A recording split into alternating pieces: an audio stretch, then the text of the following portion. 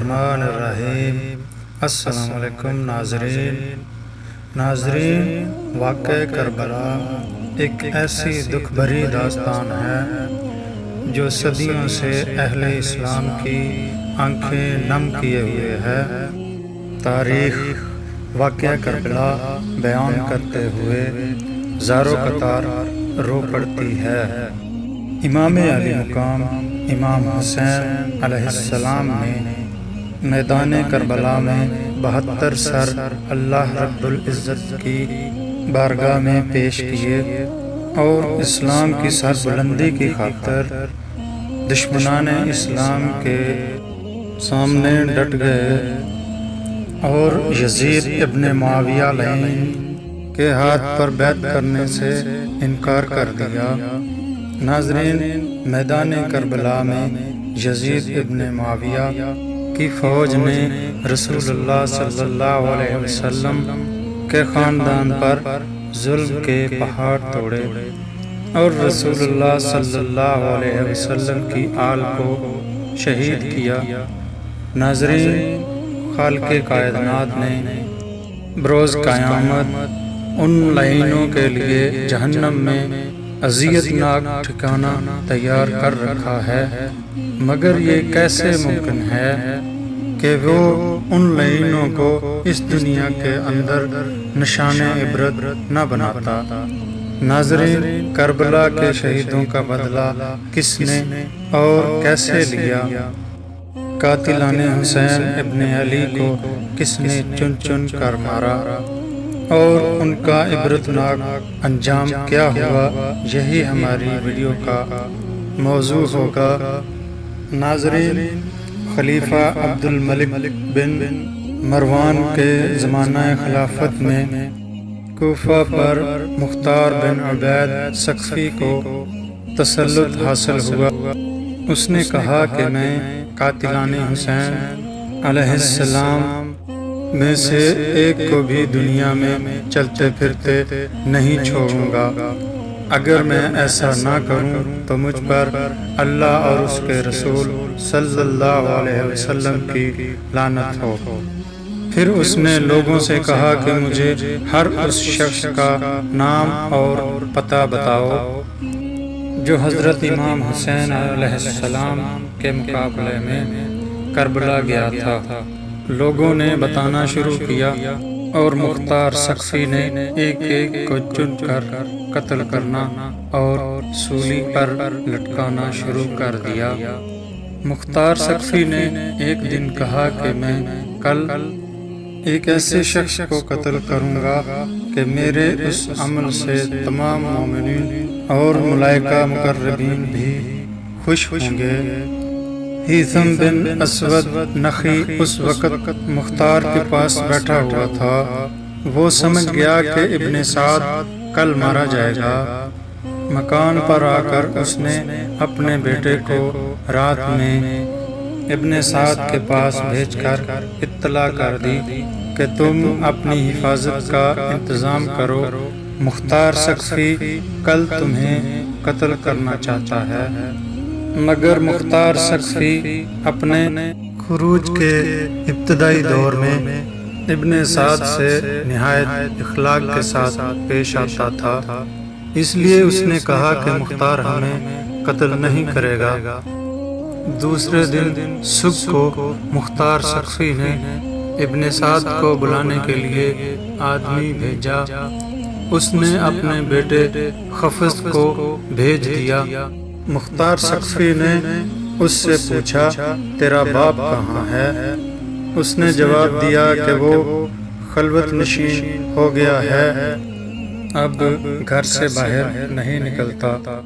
مختار نے کہا کہ اب وہ رے کی حکومت کہاں ہے جس کے لیے فرزند رسول صلی اللہ علیہ وسلم کا خون بہایا تھا، اب کیوں اس سے دستبردار ہو کر بیٹھا ہوا ہے؟ حضرت امام حسین کی شہادت کے دن وہ کیوں خانہ نشین نہیں ہوا تھا؟ مختار ثقفی نے اپنے کوتوال کو بھیجا کہ ابن سعد کا سر کاٹ کر لے آئے۔ وہ ابن سعد کے پاس گیا اور اس کا سر کاٹ کر اپنے قبا میں چھپا کر مختار سقفی کے پاس لے آیا اور اس کے سامنے رکھ دیا۔ مختار سقفی نے حفظ سے پوچھا، پہچانتے ہو یہ سر کس کا ہے؟ اس نے انا للہ و انا الیہ راجعون پڑھی، پھر کہا یہ میرے باپ کا سر ہے اور اب ان کے بعد زندگی میں کوئی مزہ نہیں۔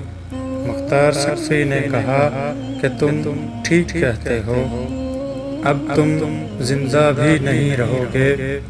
پھر اسے بھی قتل کرا دیا اور کہا کہ باپ کا سر امام علی مقام حضرت امام حسین کا بدلہ ہے اور بیٹے کا سر امام علی اکبر رضی اللہ تعالی عنہ کا بدلہ ہے، اگرچہ وہ دونوں ان کے برابر نہیں ہو سکتے۔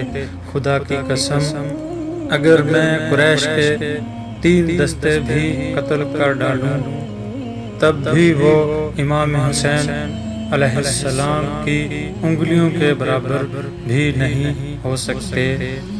پھر مختار سقفی نے دونوں کے سر حضرت محمد بن حنفیہ رضی اللہ تعالی عنہ کے پاس بھیج دیے۔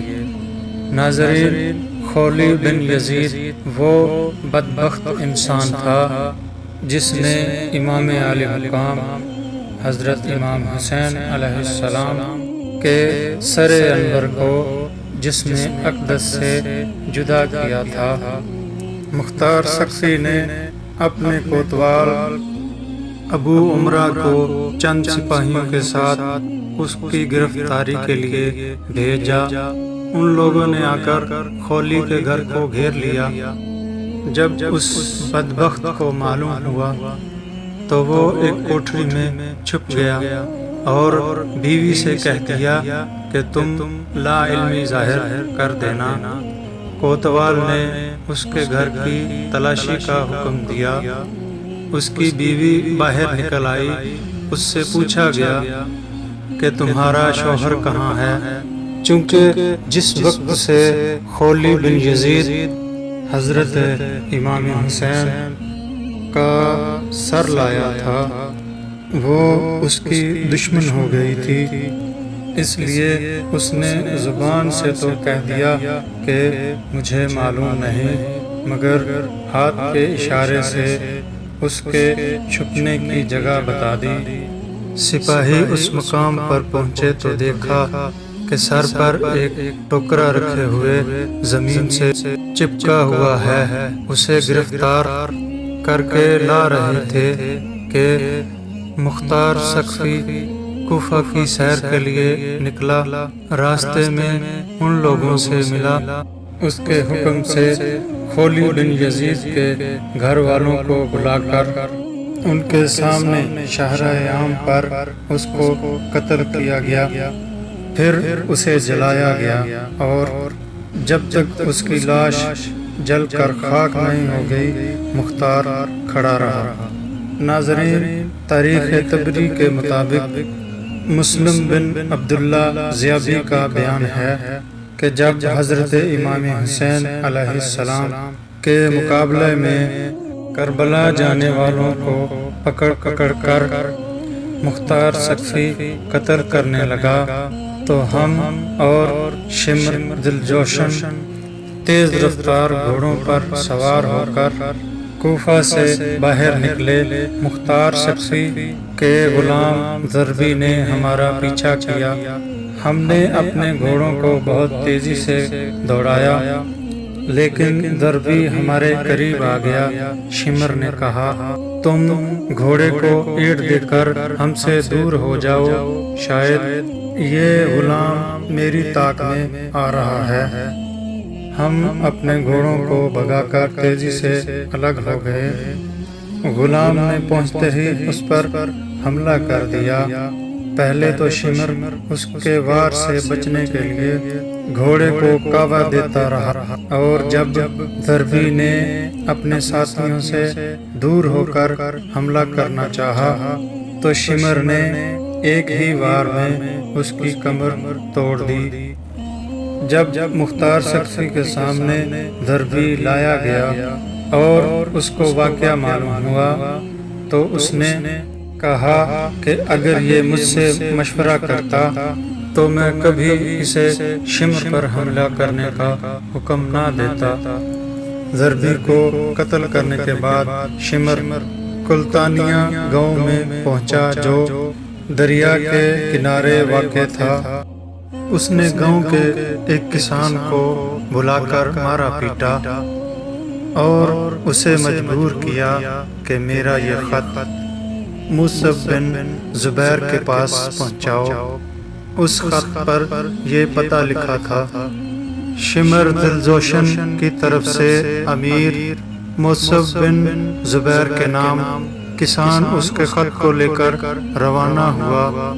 راستے میں ایک بڑا گاؤں آباد تھا جہاں کوتوال ابو عمرہ چند سپاہیوں کے ہمراہ جنگی چوکی قائم کرنے آیا تھا۔ یہ کسان اس گاؤں کے ایک کسان سے مل کر شمر نے جو اس کے ساتھ زیادتی کی تھی اس کو بیان کر رہا تھا کہ ایک سپاہی ان کے پاس سے گزرا۔ اس نے شمر کے خط اور اس کے پتہ کو دیکھا، پوچھا کہ شمر کہاں ہے۔ اس نے بتا دیا۔ معلوم ہوا کہ 15 کلومیٹر کے فاصلے پر ہے۔ ابو عمرہ فوراً اپنے سپاہیوں کو لے کر شمر کی طرف چل پڑا۔ مسلم بن عبداللہ کا بیان ہے کہ رات میں شمر کے ساتھ تھا۔ میں نے اس سے کہا کہ بہتر ہے کہ ہم اس جگہ سے روانہ ہو جائیں، اس لیے کہ ہمیں یہاں ڈر معلوم ہوتا ہے۔ اس نے کہا کہ میں 3 دن سے پہلے یہاں سے نہیں جاؤں گا، اور تمہیں غالباً خوف مختار کذاب کے سپاہیوں سے ہے۔ تم اس سے مرعوب ہو گئے۔ ہم جہاں ٹھہرے تھے وہاں ریچھ بہت زیادہ تھے۔ ابھی زیادہ رات نہیں گزری تھی اور مجھے برابر نیند نہیں آئی تھی کہ مجھے گھوڑوں کے ٹاپوں کی آواز سنائی دی۔ میں نے اپنے دل میں کہا کہ شاید ریچھ ہوں گے، مگر جب آواز تیز ہو گئی تو میں اٹھ کر بیٹھ گیا، اپنی آنکھوں کو ملنے لگا اور کہا کہ یہ ریچھوں کی آواز تو نہیں ہے۔ اتنے میں انہوں نے پہنچ کر تکبیر کہی اور ہماری جھونپڑیوں کو گھیرے میں لے لیا۔ ہم اپنے گھوڑے چھوڑ کر بھاگے۔ وہ لوگ شمر پر ٹوٹ پڑے جو پرانی چادر اوڑھے ہوئے تھا، اور اس کے برس کی سفیدی اس کی چادر کے اوپر سے نظر آ رہی تھی۔ وہ کپڑے اور زرہ وغیرہ بھی نہیں پہن سکا، اسی چادر کو اوڑھے ہوئے نیزے سے ان کا مقابلہ کرنے لگا۔ ابھی ہم تھوڑی ہی دور گئے تھے کہ تکبیر کی آواز کے بعد ہم نے سنا کہ اللہ نے خبیث کا خاتمہ کر دیا۔ پھر ان لوگوں نے اس کے سر کو کاٹ کر لاش کو کتوں کے لیے پھینک دیا۔ ناظرین، صاحب تاریخ طبری لکھتے ہیں کہ عبداللہ بن دیاس جس نے محمد بن عمار بن یاسر کو قتل کیا تھا، اس نے امام علی مقام امام حسن علیہ السلام کے قاتلان میں سے مختار سقفی کو چند آدمیوں کے نام بتا دیے، جن میں عبداللہ بن اسید جہنی، مالک بن نصیر بدی اور حمل بن مالک محاربی ہی تھے۔ یہ سب اس زمانے میں قادسیہ میں رہتے تھے۔ مختار سقفی نے اپنے سرداروں میں سے ایک سردار مالک بن عمرہ نہدی کو ان کی گرفتاری کے لیے چند سپاہیوں کے ساتھ بھیجا۔ نے جا کر ان سب کو گرفتار کر لیا اور عشاء کے وقت لے کر مختار کے پاس پہنچا۔ مختار نے ان لوگوں سے کہا، اے اللہ اور رسول اور آل رسول کے دشمنوں، حسین ابن علی کہاں ہے؟ مجھے حسین ابن علی کی زیارت کراؤ ظالموں۔ تم نے اس مقدس ذات کو قتل کیا جن پر نماز میں تمہیں درود بھیجنے کا حکم دیا گیا ہے۔ انہوں نے کہا، اللہ آپ پر رحم کرے، ہمیں ان کے مقابلے میں زبردستی بھیجا گیا تھا، ہم جانے کے لیے راضی نہیں تھے، آپ ہم پر احسان کریں اور چھوڑ دیں۔ مختار سقفی نے کہا، تم نے نواسائے رسول صلی اللہ علیہ وسلم پر احسان نہیں کیا، ان پر تمہیں رحم نہیں آیا، تمہیں انہیں اور ان کے بچوں کو پیاسا رکھا، پانی نہیں پینے دیا، اور آج ہم سے احسان طلب کرتے ہو۔ پھر بدی سے کہا، تم نے حضرت امام حسین علیہ السلام کی ٹوپی اتاری تھی؟ عبداللہ بن کامل نے کہا، جی ہاں، یہ وہی شخص ہے جس نے ان کی ٹوپی اتاری تھی۔ مختار سقفی نے حکم دیا کہ دونوں ہاتھ پیر کاٹ کر اسے چھوڑ دیا جائے تاکہ اسی طرح یہ تڑپ تڑپ کر مر جائے۔ چنانچہ اس کے حکم پر عمل کیا گیا۔ بدی کے ہاتھوں اور پیروں سے خون کا دھارا بہتا رہا یہاں تک کہ وہ مر گیا۔ اس کے بعد جہنی اور محاربی کو بھی قتل کر دیا گیا۔ ناظرین، حکیم ایک ایسا شخص تھا جس کا نام حکیم بن طفیل طئی تھا، جس نے کربلا میں حضرت عباس علمدار کے لباس و اسلحہ پر قبضہ کیا تھا اور امام حسین علیہ السلام کو معاذ اللہ تیر مارا تھا۔ مختار سقفی نے عبداللہ بن کامل کو اس کی گرفتاری کے لیے چند سپاہیوں کے ساتھ بھیجا۔ وہ مختار سقفی کی طرف جب پکڑ کر لا رہے تھے، حکیم کے گھر والے عدی بن حاتم جو حاتم طائی کا بیٹا تھا اس کے پاس گئے اور کہنے لگے کہ تم مختار سقفی سے ہماری سفارش کرو کہ ہمارے بھائی کو چھوڑ دے۔ مختار سقفی کے پاس عدی پہنچا اور سفارش کرنے لگا۔ وہ عدی کے ساتھ عزت سے پیش آیا اور اسے پاس بٹھایا۔ عدی نے آنے کی غرض بیان کی۔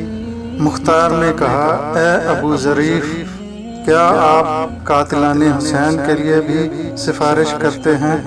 انہوں نے کہا کہ حکیم پر جھوٹا الزام ہے۔ مختار نے کہا کہ اچھا، تو ہم اسے چھوڑ دیں گے۔ سپاہیوں کو راستے میں معلوم ہوا کہ عدی مختار سقفی کے پاس حکیم کی سفارش کے لیے گیا ہے۔ ان کو لگا کہ اگر حکیم کی سفارش مختار سقفی نے قبول کر لی تو وہ حکیم کو چھوڑ دے گا، اس لیے ان سپاہیوں نے راستے میں ہی حکیم کو قتل کر دیا اور یوں اسے نشان عبرت بنایا کہ اسے ایک کمرے میں بند کیا گیا اور کہا کہ تو نے حضرت عباس ابن علی کے کپڑے اتارے تھے، ہم تیری زندگی میں تیرے لباس اتارتے ہیں۔ چنانچہ ان لوگوں نے بالکل اسے ننگا کر دیا۔ پھر کہا، تو نے حسین ابن علی کو تیر مارا تھا، ہم بھی تجھے تیروں کا نشانہ بناتے ہیں۔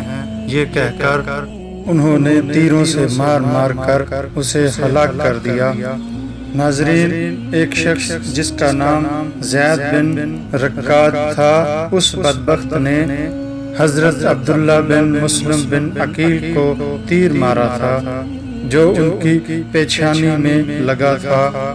انہوں نے پیشانی کو بچانے کے لیے اس پر اپنا ہاتھ رکھ لیا تھا، مگر تیر ایسا لگا کہ ہاتھ بھی پیشانی کے ساتھ پیوست ہو گیا، اور جب کوشش کے باوجود ان کا ہاتھ پیشانی سے جدا نہیں ہو سکا تو انہوں نے بارگاہ الہی میں دعا کی، یا الہ العالمین، ہمارے دشمنوں نے جیسے ہمیں ذلیل کیا ہے تو بھی ان کو ایسے ہی ذلیل کر، اور جس طرح انہوں نے ہمیں قتل کیا ہے تو بھی انہیں قتل کر۔ پھر زید بن رکاد نے ان کے پیٹ میں ایک تیر مارا جس سے وہ شہید ہو گئے۔ ابن رکاد کہا کرتا تھا کہ ان کے پیٹ کا تیر تو میں نے آسانی سے نکال دیا، مگر جو تیر پیشانی میں لگا کوشش کے باوجود وہ نہیں نکل سکا۔ مختار سقفی نے ابن کامل کو اس کی گرفتاری کے لیے روانہ کیا۔ ابن کامل سپاہیوں کے ساتھ پہنچ کر اس پر ٹوٹ پڑا۔ وہ بھی ایک بہادر آدمی تھا، تلوار لے کر اس کا مقابلہ کیا۔ ابن کامل نے اپنے سپاہیوں سے کہا، اسے نیزہ اور تلوار سے ہلاک نہ کرو بلکہ تیر اور پتھر سے مارو۔ سپاہیوں نے اس قدر تیر اور پتھر مارے کہ وہ گر گیا۔ ابن کامل نے کہا، دیکھو اگر جان باقی ہے تو اسے باہر لاؤ۔ چونکہ جان باقی تھی تو اسے باہر نکالا گیا۔ ابن کامل نے آگ منگوا کر اسے زندہ جلا دیا۔ ناظرین، عبید اللہ ابن زیاد وہ نام نہاد شخص تھا جو یزید کی طرف سے کوفہ کا گورنر مقرر کیا گیا۔ اسی بدبخت کے حکم پر امام علی مقام حضرت امام حسین علیہ السلام اور آپ کے اہل بیت کو تمام ایذائیں پہنچائی گئیں۔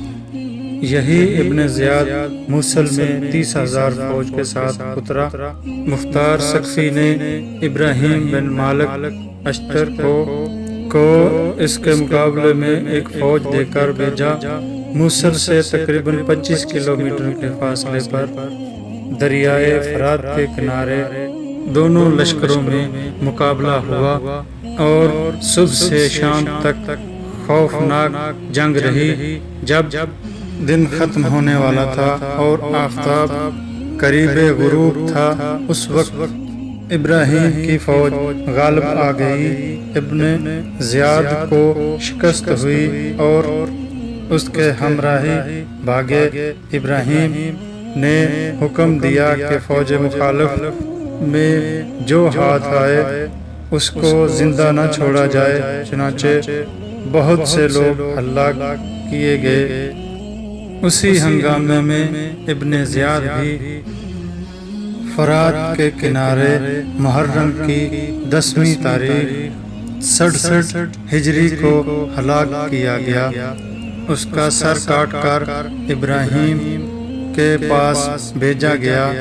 ابراہیم نے مختار کے پاس کوفہ بھیج دیا۔ مختار نے دارالامارات کوفہ کو آراستہ کیا اور اہل کوفہ کو جمع کر کے ابن زیاد کا سر ناپاک اسی جگہ رکھوایا جس جگہ اس مغرور حکومت اور اس مغرور شخص نے حضرت امام حسین علیہ السلام کا سر انور رکھا تھا۔ مختار نے اہل کوفہ کو خطاب کر کے کہا، اے اہل کوفہ، دیکھ لو، امام حسین علیہ السلام کے خون ناحق نے ابن زیاد کو نہ چھوڑا۔ آج اس نامراد کا سر اس ذلت و رسوائی کے ساتھ یہاں رکھا ہوا ہے، 6 سال ہوئے ہیں، وہی تاریخ ہے، وہی جگہ ہے۔ خدا وند عالم نے اس فرعون مغرور کو ایسی ذلت و رسوائی کے ساتھ ہلاک کیا۔ اسی کوفہ اور اسی دارالامارات میں اس بے دین کے قتل اور ہلاک پر جشن منایا جا رہا ہے۔ ناظرین، قاتلان امام حسین علیہ السلام پر طرح طرح کے عذاب نازل ہوئے۔ جو لوگ حضرت امام حسین علیہ السلام کے مقابلے میں کربلا گئے اور ان کے قتل میں شریک ہوئے، ان میں سے تقریباً 6000 کوفی مختار سقفی کے ہاتھوں قتل ہوئے، اور دوسرے لوگ طرح طرح کے عذابوں میں مبتلا ہوئے۔ علماء کرام فرماتے ہیں کہ ان میں سے کوئی نہیں بچا جس نے عذاب آخرت سے پہلے اس دنیا میں سزا نہ پائی ہو۔ ان میں سے کچھ تو بری طرح قتل کیے گئے، اور کچھ اندھے اور کوڑے ہوئے، اور کچھ لوگ سخت قسم کی آفتوں میں مبتلا ہو کر ہلاک ہوئے۔ ناظرین، اسی امید کے ساتھ ہمیں اجازت دیجیے کہ ہماری ویڈیو آپ کو پسند آئی ہوگی۔ ملتے ہیں بہت جلد ایک نئی تاریخی اور تحقیقی ویڈیو کے ساتھ۔ اللہ رب العزت آپ کا حامی و ناصر ہو۔